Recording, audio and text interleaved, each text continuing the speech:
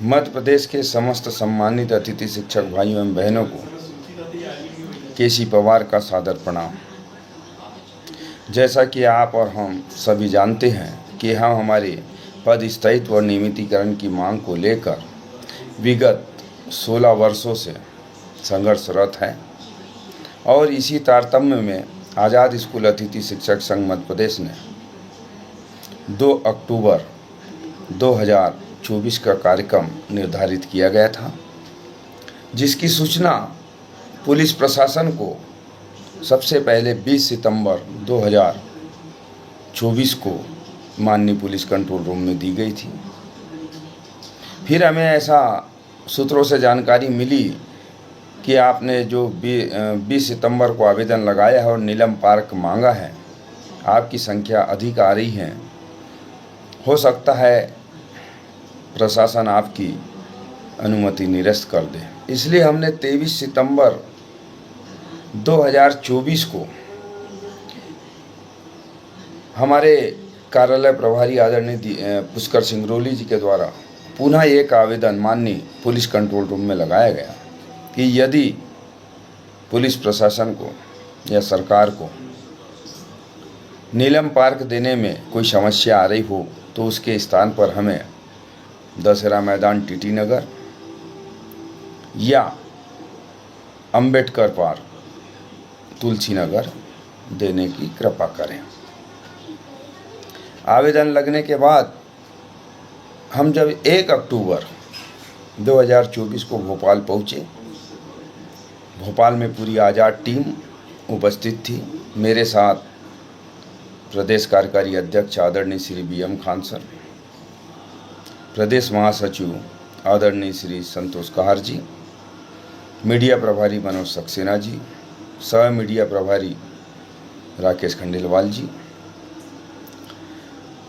हमारे प्रदेश कार्यालय प्रभारी आदरणीय श्री पुष्कर सिंगरौली जी, हमारे प्रदेश प्रतिनिधि आदरणीय संतोष कौशिक जी, हम सभी लोग 1 अक्टूबर को माननीय पुलिस कंट्रोल रूम पहुँचे। वहाँ हमारी आदरणीय ACP सर और अन्य पुलिस विभाग के सम्मानीय अधिकारियों से चर्चा हुई। संख्या को देखते हुए उन्होंने ये निर्णय लिया कि नीलम पार्क छोटा पड़ जाएगा, आपकी संख्या ज़्यादा आ रही है, हम आपको अंबेडकर पार्क देते हैं। ठीक है, हम लोगों को तो हमारी मांग माननीय मुख्यमंत्री तक पहुंचाना था। हमने सर स्वीकार किया कि हमें अंबेडकर पार्क मंजूर है और हमारे सभी साथी सुबह से वहां पहुंचना प्रारंभ कर देंगे। पुलिस प्रशासन ने पूरा सहयोग किया, हमारे साथ अंबेडकर पार्क गए, वहाँ की स्थिति का जायज़ा लिया। हमें निर्देशित किया गया कि आप मंच यहाँ बनाएंगे और भी जो समस्याएं हैं तो बताएं। तो हमने 2 समस्याएं मुख्यतः माननीय पुलिस प्रशासन के सामने रखी थी कि पहली कि यहाँ पानी की व्यवस्था की जाए और दूसरी रखी थी कि उस पार्क में थोड़ी सी गंदगी थी, इसे सफाई करवा दी जाए। माननीय पुलिस प्रशासन ने हमारी दोनों बातों को माना। तत्काल नगर निगम के कर्मचारियों को फ़ोन लगाकर वहाँ की सफाई का कार्यक्रम करवाया और दूसरे दिन बाकायदा पानी के 2 टैंकरों की व्यवस्था की। अब सुबह 2 अक्टूबर को हमारे अतिथि शिक्षक साथी भाई एवं बहन अंबेडकर पार्क तुलसी नगर का पहुंचना प्रारंभ हुआ। हमने पहले ही कह दिया था कि हमारा कार्यक्रम 2 बजे तक हमारे वक्ताओं के मत हम सुनेंगे, उनके अभिमत सुनेंगे, उनके वक्तव्य सुनेंगे। उसके बाद हम रैली के रूप में प्रदेश के मुखिया माननीय डॉक्टर मोहन यादव जी को हमारी पद स्थायित्व और नियमितीकरण की मांग को लेकर ज्ञापन देने जाएंगे। ठीक वैसा ही हुआ।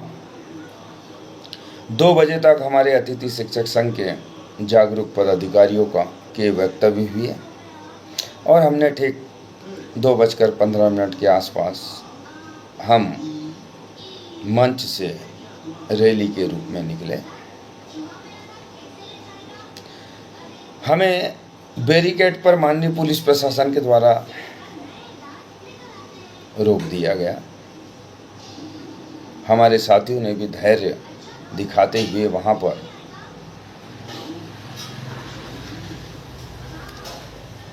बैठने का काम किया। चूंकि 2 अक्टूबर का कार्यक्रम था, गांधी जयंती थी, इसलिए सभी ने भजन कीर्तन, वैष्णव गीत आदि का कार्यक्रम प्रारंभ किया। 2:30 बजे से ये आंदोलन, लगभग 2:30 बजे से ये आंदोलन शाम 7:30 बजे के लगभग तक शांतिपूर्ण तरीके से सब भजन कीर्तन में व्यस्त थे। इस बीच में पुलिस प्रशासन ने भी हमारा पूरा सहयोग किया। इस क्वार की धूप में हमारे कुछ लोग घायल हुए, उनको पुलिस ने पूरी व्यवस्था दी, पूरा उपचार दिया, एम्बुलेंस से उन्हें अस्पताल भेजा। बीच बीच में मुझसे और आज़ाद टीम के पदाधिकारियों से पुलिस प्रशासन की चर्चा भी चलते रही डेलीगेशन को लेकर। परंतु आप मध्य प्रदेश के सभी अतिथि शिक्षक भाई एवं बहन जानते हैं कि मैंने पहले ही स्पष्ट कर दिया था कि यदि डेलीगेशन मिलने जाएगा तो प्रोटोकॉल को देखते हुए प्रदेश के मुख्यमंत्री आदरणीय मोहन यादव जी से, अन्यथा हम किसी से मिलने नहीं जाएंगे। शिक्षा मंत्री जी से मिलने नहीं जाएंगे, व अन्य किसी मंत्री जी से मिलने नहीं जाएंगे। यदि उन्हें ऐसा लगता है कि हम अतिथि शिक्षक के हित में कुछ अच्छा करना चाहते हैं तो हमारे मंच पर आए और उन्हें जो अपनी घोषणा और जो हमें देना चाहते हैं वो बोल सकते हैं, दे सकते हैं।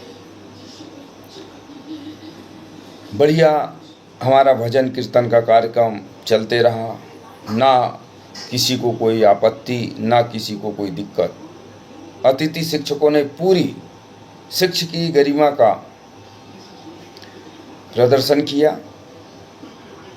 आदर्श व्यवहार किया। किसी भी प्रकार का लगभग 7, 7:30 बजे तक किसी भी प्रकार की कोई ऐसी कोई सूचना नहीं। अब अचानक ये होता है कि जब माननीय पुलिस प्रशासन से हमारी चर्चा हुई, उन्होंने बार बार निवेदन मुझसे किया कि आपका एक प्रतिनिधि मंडल हम सीएम हाउस भेज रहे हैं। परंतु मेरे प्रदेश के अतिथि शिक्षक भाइयों एवं बहनों से कमिटमेंट था कि यदि प्रतिनिधि मंडल जाएगा तो माननीय मुख्यमंत्री महोदय से ही चर्चा होगी, भेंट होगी, तभी जाएगा। फिर हमें पुलिस प्रशासन के माननीय अधिकारियों द्वारा बताया गया कि हम ये गारंटी नहीं लेते हैं कि माननीय मुख्यमंत्री जी से आपकी भेंट हो जाए। हम इतना कर सकते हैं कि आपका डेलीगेशन माननीय मुख्यमंत्री के निवास भेज सकते हैं। मैंने और पूरी आज़ाद टीम ने, पूरे जिला अध्यक्षों ने निर्णय लिया कि हमने हमारे आम अतिथि शिक्षक भाइयों बहनों से जो कमिटमेंट किया है वो तो इसके खिलाफ है। हमने पुलिस प्रशासन को साफ मना कर दिया कि यदि मुख्यमंत्री जी मिलना चाहते हैं तो प्रोटोकॉल के तहत हम उनके निवास जाएंगे, क्योंकि वो हमारे मंच पर नहीं आ सकते, प्रोटोकॉल रहता है। ये हमारी चर्चा चलती रही। इसके बीच हमारे भजन कीर्तन चलते रहे। लगभग 7:30, 8 बजने का समय रहा होगा। हमारे अतिथि शिक्षक साथी और स्वयं मैं खुद भजन कीर्तन में हम लीन थे। हम अचानक ये देखते हैं कि बगैर सूचना और बगैर अंतिम चेतावनी देते हुए पुलिस प्रशासन ने व्हिसिल बजाते हुए एकदम से लाठी चार्ज प्रारंभ कर दिया, शुरू कर दिया।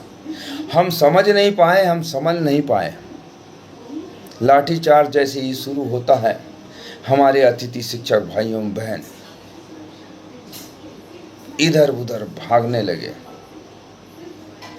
भगदड़ मच गई, अफरा तफरी मच गई।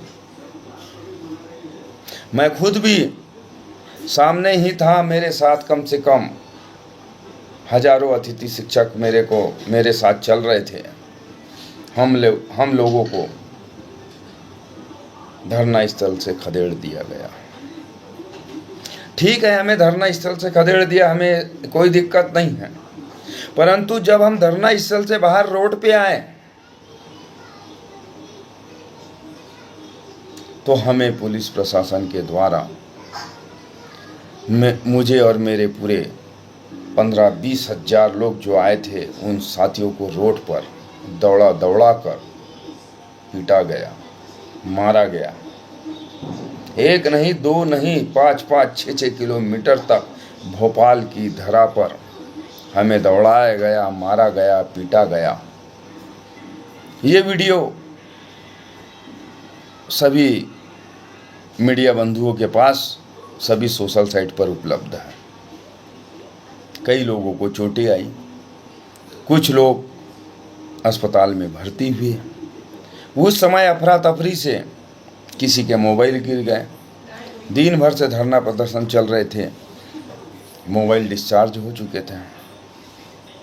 हमारी उनसे चर्चा भी नहीं हो पा रही थी। जब हमें 4-4, 6-6 किलोमीटर तक खदेड़ा गया तो सवाल ये उठता है कि जो पुलिस प्रशासन सुबह से लेकर शाम तक हमारे साथ सहानुभूतिपूर्वक व्यवहार किया, वो अचानक इतने आक्रामक क्यों हो गए? ऐसा कौन सा फोन आया, ऐसा किसका आदेश आया कि हम अतिथि शिक्षकों पर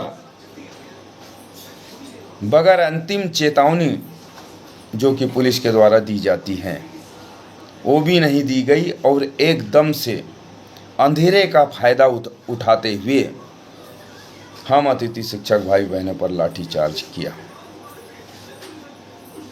कौन सा मेल था, किसका फोन था, किसके आदेश पर यह किया गया?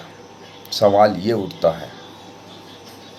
उसके बाद हमारे साथियों को भोपाल के अलग अलग रोडों से हमारे साथी इधर उधर तितर बितर हो गए, परंतु उन्हें धरना स्थल छोड़ने के बाद भी नहीं छोड़ा गया। जो जहां दिखे वहां उन्हें दौड़ा कर भगाया गया कि आप कमलापति स्टेशन जाइए, नादरा बस स्टैंड जाइए या फिर मेन स्टेशन जाइए। वहाँ तक पुलिस हम लोगों के साथ रही। तो साथियों, मैं ये पूछना चाहता हूँ प्रशासन से, सरकार से, क्या हम कोई आतंकवादी है, क्या हम कोई अपराधी हैं, या कोई हम नक्सलवादी हैं तो हमारे साथ ये व्यवहार किया गया? मेरा क्या गुनाह था? मेरा गुनाह इतना था कि 2 सितंबर 2023 को माननीय मुख्यमंत्री महोदय तात्कालिक आदरणीय श्री शिवराज सिंह चौहान जी ने जो घोषणा की थी, उन घोषणाओं के आदेश लेने के लिए मैं और मेरे प्रदेश के समस्त अतिथि शिक्षक भाइयों बहन गए थे। हमने अलग से कोई मांग नहीं करी, हमने अलग से कोई चीज़ नहीं मांगी। हम तो केवल वही मांग रहे थे जो इस सरकार ने हमें बोला था। फिर हमारे साथ आतंकवादी, नक्सलवादी जैसा व्यवहार क्यों किया गया? आप क्या चाह रहे थे कि आज़ाद स्कूल अतिथि शिक्षक संघ के इस शांतिपूर्ण धरना प्रदर्शन को बल के आधार पर कुचलना चाह रहे थे, परंतु सरकार ये गलतफहमी में है कि आपने बल का प्रयोग करके आज़ाद स्कूल अतिथि शिक्षक संघ का मनोबल कम किया है या उन्हें कमजोर किया। आपकी ये गलतफहमी मैं निकाल देना चाहता हूं। आप ये सुनिए कि इस लाठीचार्ज और झूठी फर्जी एफआईआर के बाद प्रदेश का एक एक अतिथि शिक्षक मजबूत हुआ है और अब एक एक अतिथि शिक्षक अपने परिवार के सहित आजाद स्कूल अतिथि शिक्षक संघ के आह्वान पर पद स्थायित्व व नियमितीकरण की मांग को लेकर हम एक बार पुनः संगठित होंगे। इसलिए प्रदेश के समस्त अतिथि शिक्षक भाइयों एवं बहनों, मैं आपसे निवेदन करता हूं, आपका मनोबल कम ना करें। आप इस लाठीचार्ज और हम लोगों पर की गई एफआईआर से विचलित ना हो। इसे तो आप सहर्ष स्वीकार करके अपने अंदर 10 गुना शक्ति लाए और हम अतिथि शिक्षक पूरी शक्ति के साथ, पूरी ऊर्जा के साथ हमने जो 15 साल 16 साल इस सरकार को दिए हैं, जो हमने तप तपस्या और त्याग किया है, उसका प्रतिफल हम लेकर रहेंगे। इसलिए मैं प्रदेश के समस्त अतिथि शिक्षक भाइयों एवं बहनों से अपील करना चाहता हूं कि बिल्कुल किसी के बहकावे में ना आए। मैं केसी पवार व मेरी पूरी आज़ाद टीम स्वर्गीय अजय पाल सिंह राठौर व स्वर्गीय श्री अतुल शर्मा जी के पद चिन्हों पर चल रही है। हम लोग कभी आपसे झूठ नहीं बोलेंगे। यथार्थ सच्चाई जो है उससे हम अवगत कराएंगे और हमारे संगठन में जितने भी लोग हैं इसी विचारधारा को लेकर चलते हैं। यदि इस विचारधारा के विपरीत यदि कोई भी जाता है तो आज़ाद स्कूल अतिथि शिक्षक संघ में उसका कोई स्थान नहीं है। तत्काल प्रभाव से हम हटा देते हैं, चाहे वो केसी पवार क्यों ना हो, संतोष कहार क्यों ना हो, मनोज सक्सेना क्यों ना हो, मुकेश जोशी जी क्यों ना हो। आज़ाद स्कूल अतिथि शिक्षक संघ का केवल एक ही उद्देश्य है कि हमारे प्रदेश के अतिथि शिक्षक भाइयों एवं बहनों ने जो 16 वर्ष का तप तपस्या त्याग किया है उसका प्रतिफल दिलवाना है। इसलिए हम सुबह से शाम तक कई आंदोलन ऐसे हुए होंगे, आपने देखा, परंतु हम पूरी आज़ाद टीम साथ में आखिरी दम तक रात के 12 बजे तक प्रेस कॉन्फ्रेंस की और हमारे साथियों के साथ डटे रहे। उनका हालचाल हमने जाना। क्यों?